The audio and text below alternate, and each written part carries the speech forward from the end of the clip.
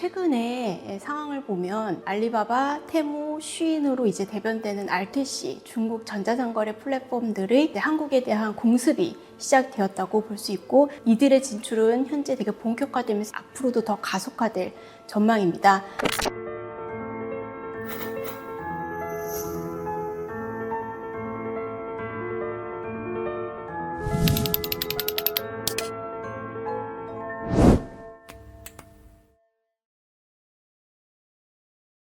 중국의 플랫폼들이 한국에 진입하면서 이미 한국의 온라인 업계는 타격을 받고 있죠. 알리익스프레스 경우에는 2013년부터 러시아, 스페인, 프랑스를 중심으로 글로벌 시장을 진출을 해왔는데요. 재작년부터 한국 소비자의 매출 비중이 10에서 15%까지 높아지면서 작년에는 본격적으로 한국 진출을 선언을 했습니다. 알리바바는 한국 시장의 가능성을 높게 보고 있고요. 단기적 전략으로 한국 시장 침투율을 더 빠르게 높이기 위해서 소비자 데이터나 산업 데이터를 게더링하는 노력을 기울이고 있는데요. 이의 일환으로 일부 한국 기업에는 투자까지 제한하고 있다고 합니다.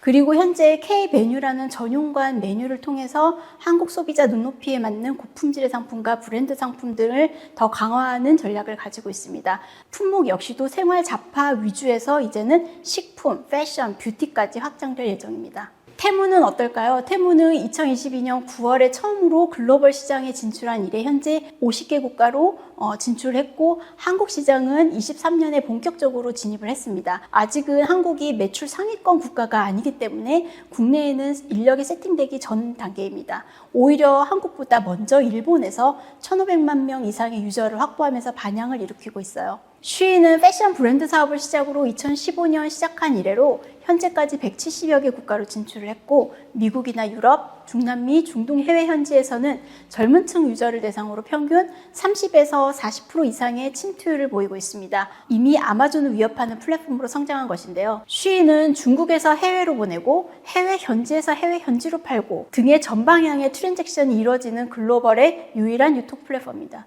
작년부터 한국을 비롯해서 전 세계에 지사를 만들고 브랜드 상품을 소싱하고 유통하는 사업을 시작을 했습니다. 품목은 패션만이 아니라 뷰티, 완구, 가전, 아동까지 확장하고 고가의 브랜드 상품을 유통하는 마켓플레이스 모델을 가동 중입니다. 현재 지금 쉬인 같은 경우는 한국 기업들의 170개 국가에 진출을 조력하고 있는 그런 상황입니다. 최근에 이들 3대 플랫폼이 한국 시장에 빠르게 진출하게 된 그 배경에는 사실 중국 정부가 이 글로벌 진출을 독려하는 부분들이 있었습니다. 중국은 이미 내수 시장이 포화가 되어 있고, 중국 정부는 그렇기 때문에 수년 전부터 침체된 내수 경기를 진작시키기 위해서 3선에서 5선의 영세 소도시, 그리고 심지어는 농촌까지 전자상거래를 통해서 소비를 더욱 창출할 수 있는 그런 방안을 요구를 하고 있고, 그것에 전자상거래 기업들이 부응하고 있는 것입니다. 그들은 해외 수출 판로를 더 확장하기 위해서 국가의 지역의 확정을 더 할 예정이고요. 또 이러한 배경하에서 그들의 글로벌 진출은 더 본격화될 전망입니다.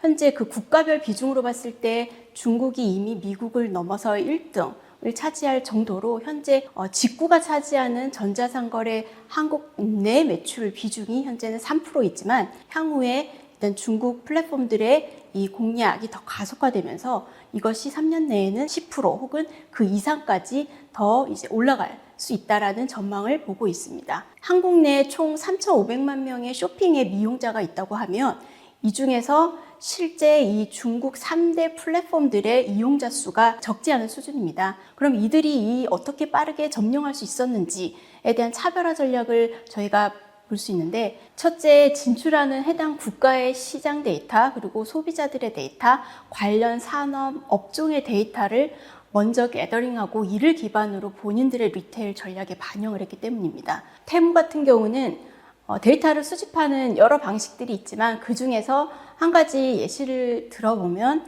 뉴 에너지 산업이 부흥한다라는 트렌드를 캐치하고 이것들의 수요에 대응할 수 있는 상품들, 즉 중국 내에서 이유라든지 광저우 등지를 돌아다니면서 상품을 수급하고 그것들을 생산하는 제조 공장들을 설득해서 입점을 시켜 그 상품들을 또 한국으로 수출하는 그러한 중개 역할을 할 정도로 고객의 니즈와 고객의 데이터 기반으로 상품의 풀을 결정하고 사업의 거래액을 확장하는 그런 전략을 쓰고 있습니다. 둘째는 현지 시장에 맞는 다양한 비즈니스 솔루션을 제공하고 있다는 것이 특징입니다. 대기업이나 중소기업, 심지어는 개인 영세 상인까지 알리익스프레스와 협업을 하기 위해서는 본인이 스스로 운영, 마케팅, 배송을 할 수 없는 그런 한계점이 있는데요. 이것들을 해결하기 위해서 알리익스프레스 같은 경우는 반위탁 모델, 위탁 모델, 해외 위탁 모델 등등등의 여러 가지 솔루션을 내고 있죠. 이걸 통하면 실제 업체는 본인들의 재고를 알리익스프레스 창고까지만 입고를 해주면 그 이후에 판매, 운영, 마케팅, CS, 물류 배송까지 대행을 할 수 있고 어떤 제조사 경우는 본인들이 최종 소비자가를 정하지 못하는 것에 불안함을 느낄 수도 있으신데요. 그 부분을 알리익스프레스는 스스로 제조사가 판매가까지 정할 수 있도록 하는 그런 유연한 비즈니스 모델을 출시를 해서 반향을 얻고 있습니다. 그것의 결과로 작년에 알리익스프레스가 발표한 재무보고서를 보면 그들이 연간 발생시킨 거래량의 60%의 거래량이 이미 이 위탁 모델로부터 나왔다라는 결과가 있죠. 그래서 한국에서도 이런 위탁 모델을 명칭하여 초이스라고 하는데 이 부분이 한국 시장에서도 큰 반향을 얻고 있어. 현재 아무래나 CJ 대일제당 같은 대기업들도 이 위탁 모델을 활용하고 있는 정도입니다. 이것은 단기간의 트렌드로 끝나지 않을 것으로 봅니다. 현재는 중국 상품을 한국으로 들여오는 직구, 단방향의 이 방향에만 있지만 앞으로는 한국 상품을 다시 중국으로 수출하는 역직구까지 확장을 할 것이고요. 또 더 나아가서는 한국 상품을 미국이나 유럽, 중남미까지 수출하는 수출 중개 플랫폼으로도 이들 플랫폼이 역할을 할 수 있습니다. 또 품목도 더 확장을 할 수 있을 텐데요. 지금은 예를 들면 패션이나 일부 생필품에만 확장이 되어 있지만 패션이라든지 뷰티 이런 품목까지 더 확장이 될 예정이고요.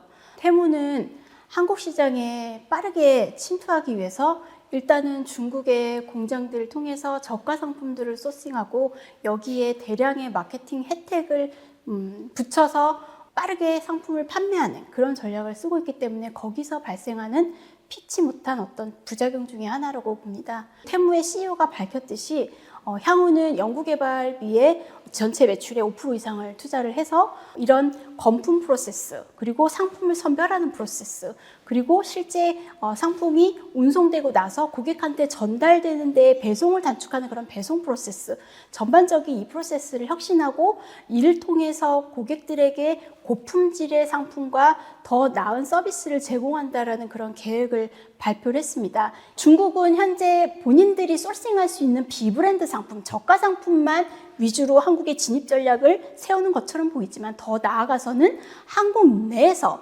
브랜드 상품, 우리가 알고 계시는 동국제약이나 CJ제일제당 등등등의 브랜드 상품을 소싱해서 이것을 역으로 해외로 수출하는 플랫폼으로도 기능할 수 있고, 물론 여기에는 한국에서 한국으로 혹은 미국에서 미국으로 로컬 포 로컬의 중개 플랫폼으로까지도 역할할 수 있습니다. 이러한 원대한 계획을 가지고 있기 때문에 현재 단순히 한국에 진입했을 때 발생하는 몇 가지 부작용으로 인해서 이들의 움직임이나 행보가 끝낼 것이다, 그렇게 보고 있지는 않습니다. 중국의 제조 공장과 한국의 소비자가 바로 직접 만나는 그런 글로벌 전자상거래 거래 플랫폼의 시대가 열린 것이고요. 예를 들면 중국에서 의류를 생산하는 공장이 실제 대리상이나 벤더, 유통사를 끼지 않고 직접 한국에 있는 소비자에게 직접 판매할 수 있는 그런 유통 플랫폼들을 이 3대 중국의 플랫폼들이 제공을 하고 있는 거죠. 이제는 한국 국내의 각축전을 넘어서 글로벌 시장과 글로벌 소비자를 대상으로 한 진정한 글로벌 전자상거래 시대로 돌입을 했다, 이렇게 볼 수가 있습니다. 패션이나 리빙용품의 제조기업들은 한국 소비자를 대상으로 해서 이미 중국 제조공장과 직접적인 경쟁에 들어간 것이고, 쿠팡이나 네이버 같은 유통기업은 소비자를 확보하고 락인하는 그런 과정에 있어서 중국 유통사와 직접 경쟁에 들어간 것이죠. 중국 3대 플랫폼의 한국 진출이 비단 온라인에서만의 경쟁, 그리고 온라인만의 영향력은 아닐 수 있습니다. 오프라인도 사실 방심할 수 없는 상황인데요. 우리는 이것의 사례를 중국에서 찾아볼 수 있을 텐데요. 중국은 이미 온라인과 오프라인이 통합된 옴니 채널의 접근법을 사용을 하고 있습니다. 이것들을 통해서 사용자 경험을 고도화한다고 하는데요. 일례로 알리바바 산하의 재래시장, 전자상거래, 그리고 배달앱, 식당 이런 등등등의 컨셉을 다 합쳐놓은 허마셴성이라는 유통 플랫폼이 있는데요. 이 유통 플랫폼 같은 경우는 온라인과 오프라인 각 영역에 걸친 데이터를 같이 통합을 합니다. 즉, 이 온오프라인을 합쳐서 이렇게 보면 수직적, 수평적인 생태계를 구축을 한 다음에 각 영역에서 가지고 있는 장점을 융합한 혁신을 만들어내는 그런 부분입니다. 고객의 체험이나 대면 서비스, 물류 등에 특화된 오프라인 채널과 상품의 유통, 결제, 컨텐츠 이런 것들의 장점을 보유한 온라인 채널을 통합해서 전체 리테일 산업의 네트워크화 그리고 이 기반의 인공지능화 이것들을 만들어내는 선례를 보이고 있습니다. 즉 온라인을 통해서 축적한 인공지능과 빅데이터 기술을 활용해서 오프라인 매장의 디지털 전환율을 높이고 결과적으로는 판매 효율을 극대화하는 전략을 구사했습니다. 한국도 마찬가지로 디지털 전환에 대한 부분의 고민이 매우 필요할 것 같습니다.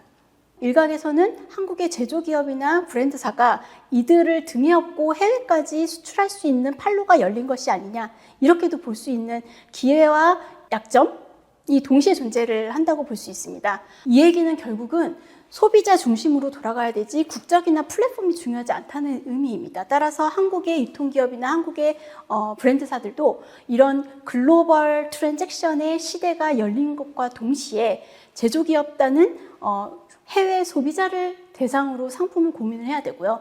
한국의 유통기업들은 이런 글로벌 소비자를 대상으로 한 본인의 유통 질서 그리고 본인의 유통 상품들을 잘 선별해야 된다는 것을 의미를 하기 때문에 앞으로는 우리에게 글로벌 경쟁이란 새로운 도전으로 다가온 것으로 의미합니다.